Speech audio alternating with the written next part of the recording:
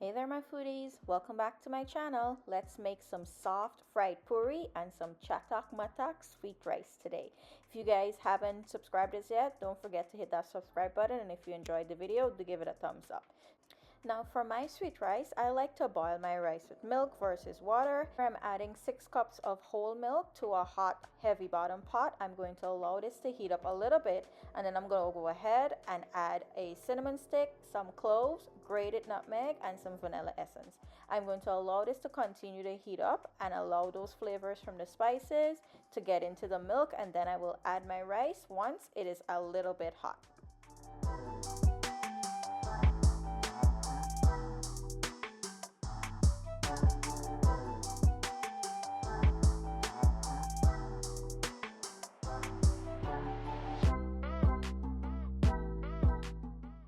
My milk is hot enough for my rice. I'm going to go ahead and add 3/4 cups of washed jasmine rice. Yes, I'm not making a lot of sweet rice today, but this amount is just perfect for what I'm going to be making it for. I'm going to go ahead and stir this in and let that rice get nice and mixed in with all of those flavors in the milk. I'm going to continuously stir this so that it doesn't stick at the bottom. This is the rice that I usually use. It's nothing fancy. It's just a great value jasmine rice. Here I'm going to continue to stir, like I said before, so that the rice does not start to stick at the bottom. I'll show you different stages throughout the video as to how the rice looks as it's boiling, and this doesn't take very long. It takes about an average of, I'd say, 30 minutes for the rice to be completely cooked, and then I will continue to add the rest of my ingredients.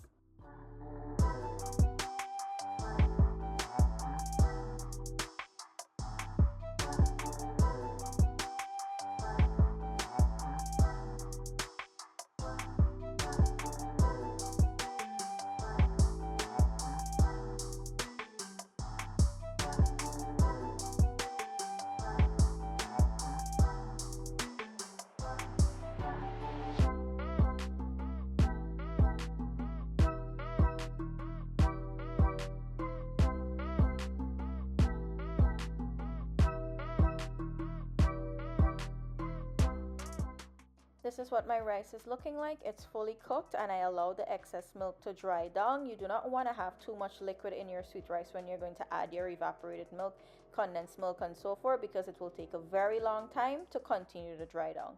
I'm going to go ahead and add 1 tin of evaporated milk, and I'll slowly turn that in so that it does not break up my rice grains too much.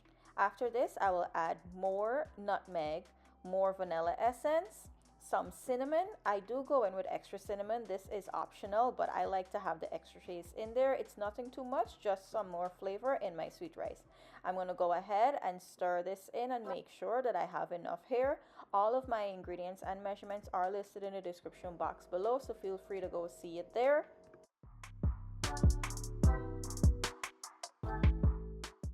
To sweeten my sweet rice, I'm going to go in with 1 tin of condensed milk, and I will also add 1/2 cup of sugar. If this is too much sugar for you, you can omit the sugar and just do the condensed milk, or at this point you can give it a taste to see how much more sweetener you would like. For me, I wanted to have more sugar, so that's why I added 1/2 cup more of white sugar. I'm going to stir this in and make sure that all of that condensed milk is fully melted in, and then I will proceed to add my additional sugar here. I'm going to continue to stir this until that is also melted in, and this is where you want to pay attention to your sweet rice. You do not want to walk away from this too far. You want to make sure that you keep stirring it, because as sugar is added to this, it will start to want to burn at the bottom as it is being boiled with milk, right? If you know anything about sweet rice, you should not walk away from it at this point. Now, after adding everything that I needed to put in there, I'm going in with my whisk, and what this does, it helps to break up some of your rice and add or release starch into your milk. It will continue to have a thickening effect. As you can see there, it's starting to thicken up for me, and this is how I like to have it. I'm going to continue to whisk it just for about 5 minutes, and then I will go in with some custard powder diluted in cold water. You never want to use hot water, it will lump up, and I will add it in slowly. This is optional. If you do not want to add custard powder to your sweet rice, you do not have to. I just like to do it because it adds a nice flavor. After my custard powder, I will go in and add 2 tablespoons of milk powder, also optional, but I like to have a nice rich sweet rice because we do not eat this very often, so I make it as rich as it could possibly be, but not too much at the same time. I'm going to go ahead and give everything a good whisk, allowing everything to mix in, and you will see how that custard powder thickens up the sweet rice instantly. At this point, you can lower your heat or take your stove off completely. I took mine off because I did not want any excess heat to thicken this up more than it should be.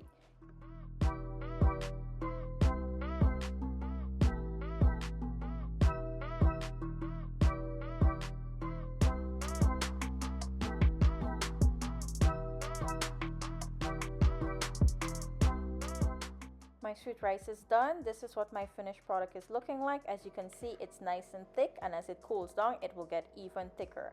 I'm going to remove this off of the heat there, and I will allow it to cool down for a little bit, maybe about 5 minutes, and then I will come back and show you how it's starting to get thicken up.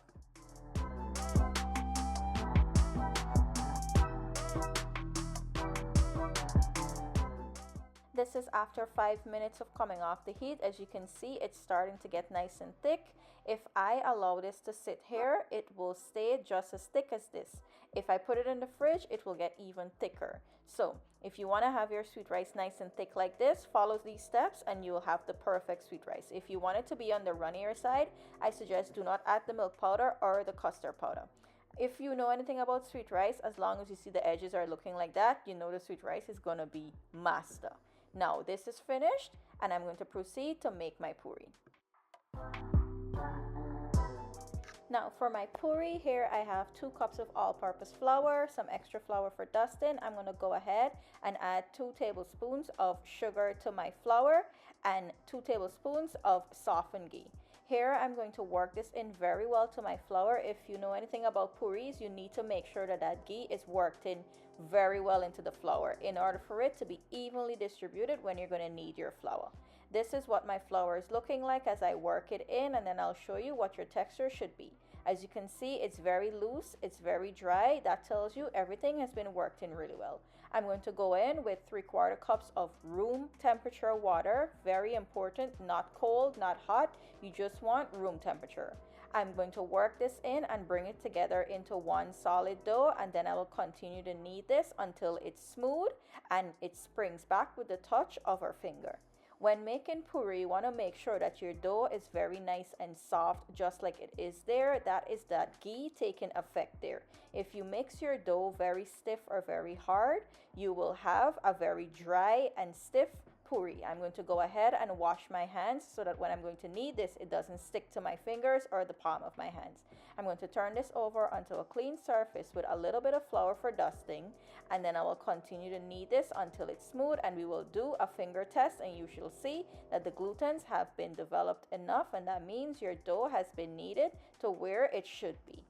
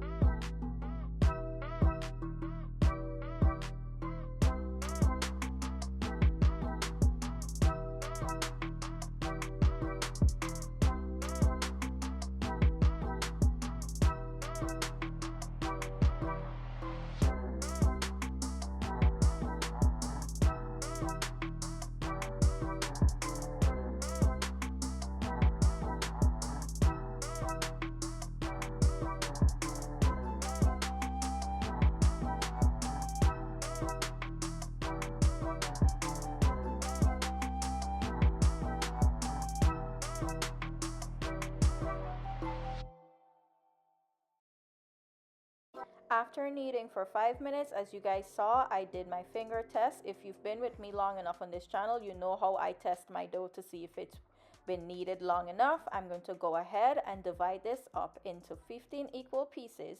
You can get 15 to 18 puris from this recipe depending on the size that you want to have yours. Mine is not too big, it's not too small, it's somewhere in between, but if you want to have smaller ones, you can get 18 pieces out of this from 2 cups of flour. To prepare my puri loaves, this is what I like to do. I like to flatten it out and create a nice, even, and round dough ball. I find that when I do this, the puri maintains its moisture from the ghee and it stays nice and soft.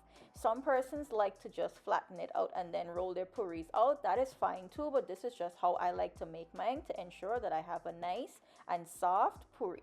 Now I'm going to go ahead and continue to roll this out and make all of my dough balls, and then we're going to roll out our puris and start frying.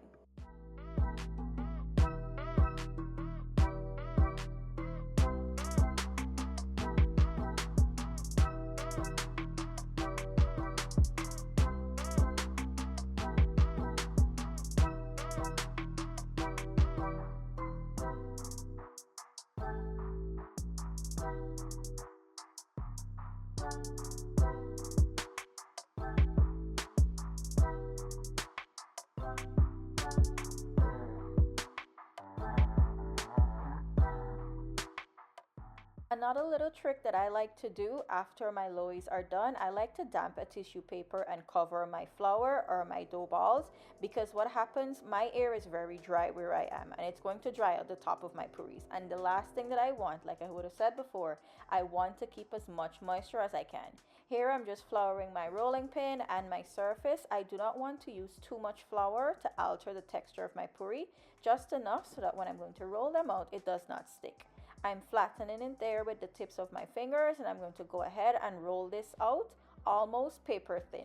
You will see when I'm done, those red circles on my mat will start showing through on the puri of itself. That is how I personally know that I have the right thinness for my puris. If you guys are rolling it out on anything else, you will see as long as you roll it out thin enough, those prints will start to show through.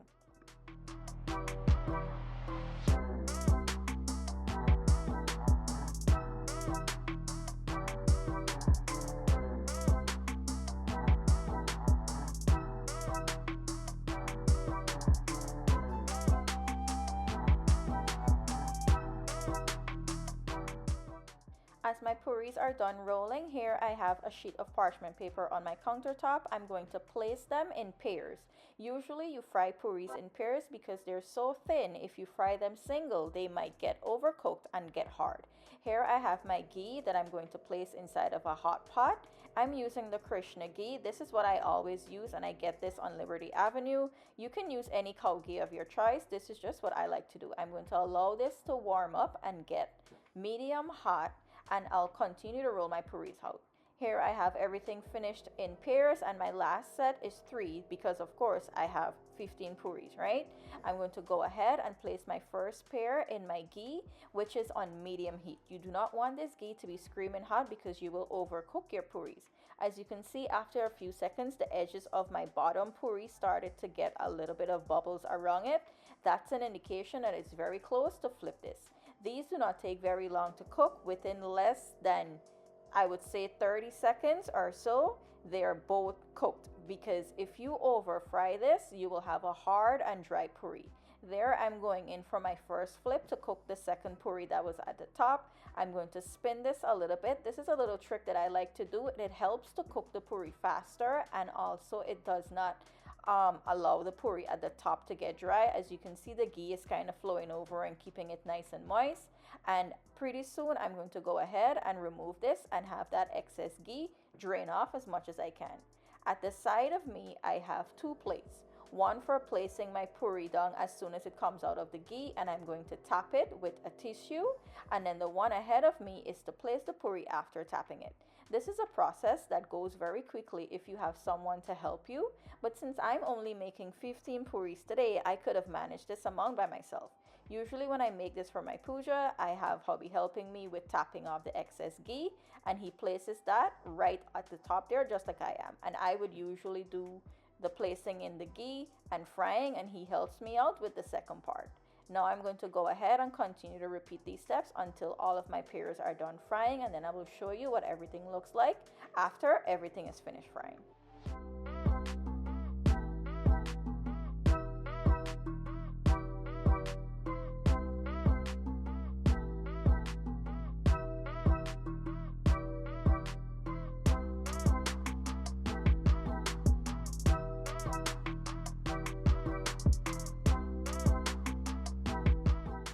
what my finished puris are looking like, I'm going to go ahead and flip the bottom to the top, and this also ensures for softness in your puri. I'm going to go ahead and take the first one that I fried, or the first part of the first pair, and you can see that puri is very soft. It's tearing apart effortlessly. It's so thin, it's so perfect.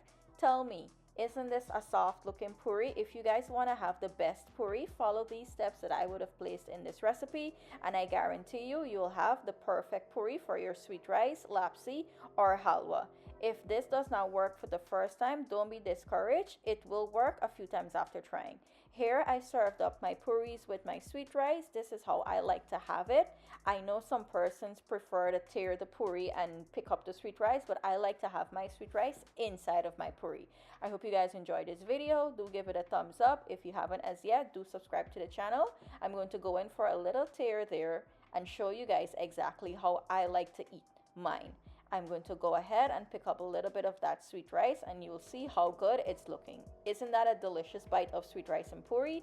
This is my absolute favorite thing to eat at Jandi's or any religious function that offers it. This is the only thing that I look forward to eat.